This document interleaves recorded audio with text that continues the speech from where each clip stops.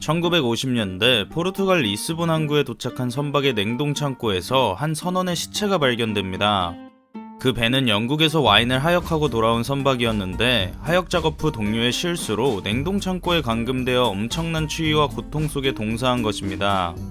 하지만 사건 현장을 조사하던 선장은 놀라운 사실을 하나 알아냅니다. 바로 선원이 얼어 죽던 냉동 창고의 온도가 19도였다는 것이죠. 사실 냉동 창고는 영국에서 와인을 하역한 뒤 리스본으로 돌아오는 내내 전원이 꺼져 있던 상태였습니다. 심지어 냉동 창고는 공간이 넓어 공기도 충분했고 안에는 식량도 있었죠. 그 선원을 죽게 만든 것은 다름 아닌 자신이 추운 냉동 창고에 갇혀 꼼짝없이 죽게 생겼다는 부정적인 생각이었습니다. 이렇듯 부정적인 생각이 부정적인 결과를 낳는 현상을 두고 심리학에서는 노시보 효과라고 합니다. 위약 효과를 의미하는 플라시보 효과와는 정반대되는 개념으로 약효에 대한 불신이나 부작용에 대한 염려 때문에 실제로 부정적인 결과가 나타나는 현상을 뜻하죠. 노시보는 라틴어로 나는 해를 입을 것이다 를 뜻하는 말이라고 합니다. 이심전심이라는 말 다들 아실 겁니다. 마음과 마음이 통한다는 뜻이죠. 여기서 이 마음이라는 게 꼭 긍정적인 마음만 연결되는 것은 아닌가 봅니다. 1998년 11월 테네시주의 한 고등학교의 선생님이 휘발유 냄새가 난다며 두통과 메스꺼움, 호흡곤란과 어지럼증을 호소합니다. 학교에서 많은 사람들이 대피했고 한 주 동안 100명이 넘는 교직원과 학생들이 비슷한 증상을 호소하며 응급실을 찾았습니다.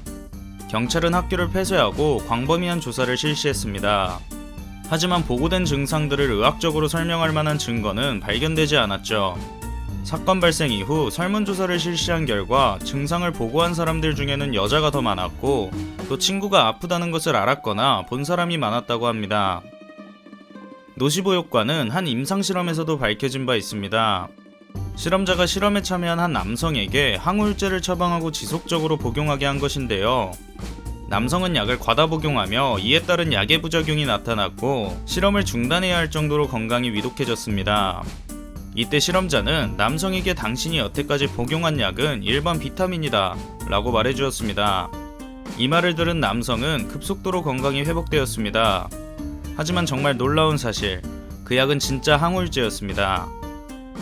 최근 나도 코로나에 걸린 것 아닌가? 라고 생각해보신 분들 계신가요? 감기 기운에도 코로나에 걸린 것 아닌가 하며 마음 졸이신 분들 많이 계실 텐데 여기 비슷한 사례가 있습니다.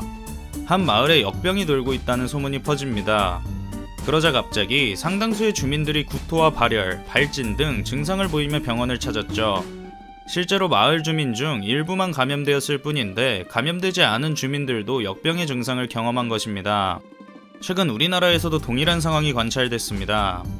코로나19와 동일한 증상을 호소하는 환자들이 급증한 것이죠. 지난 신종플루와 메르스 사태 때에도 전염병의 증상을 호소하며 병원을 찾는 환자들이 급증했다고 하니 부정의 힘 참 무섭습니다. 외과 의사들은 자신이 죽을 것이라고 생각하는 환자들의 수술을 맡길 거린다고 합니다. 이러한 생각을 가지고 있는 환자들이 실제로 수술 도중 종종 죽기 때문이죠.